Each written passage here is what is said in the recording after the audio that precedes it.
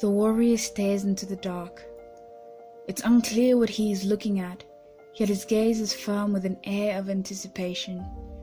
His hair is unruffled by the calm sea breeze. His friends are quiet, the expressions on their faces betraying their admiration and astonishment. A few minutes ago he'd been asleep, seemingly oblivious to the surrounding, and at first the boat had been a burst of activities, jokes here and there, testimonies and laughter. That is, until the weather had turned for the worst. The storm was wild and furious, the waves merciless in their demeanor. Their maritime skills and experience bearing no match. You could read the fear from the faces of the experienced sailors. Danger was close. The prisoner woke up with a startle. It was the second time he'd woken up with a tingle of terror in his heart. He was not accustomed to fearing his surroundings, except for that which tormented him from within. The broken shackles by his side were proof of this. The inhabitants of Gadarenes had tried to tame him, but their efforts had succumbed to naught. So they left him alone. He stared towards the shores. Something was coming, or someone, a greater legion perhaps. Whatever it was, it must exude great strength to cause even his masters within to shudder with fear. Though he tried to tame the fear inside him, he knew danger was close. The warrior's friends had been shocked by how he had handled the storm.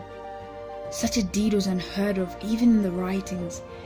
If there was, for sure, anybody would have mentioned it in the stories. He had commanded as if he was telling a little child to be quiet.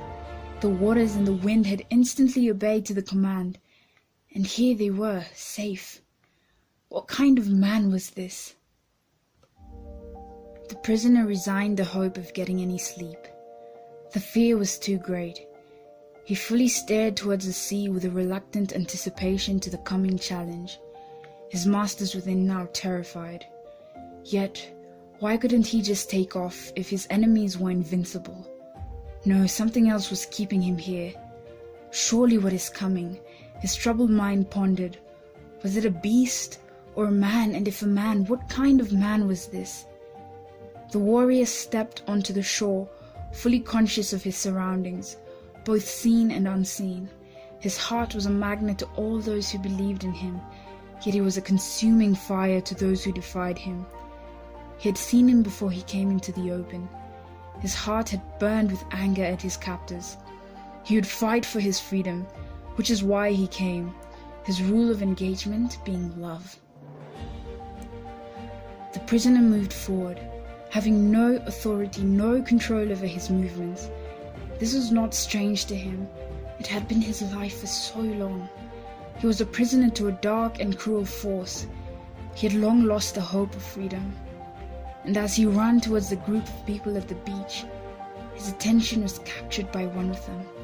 He seemed a normal human, yet there was something else, something that drew him yet devastatingly tormented his masters within.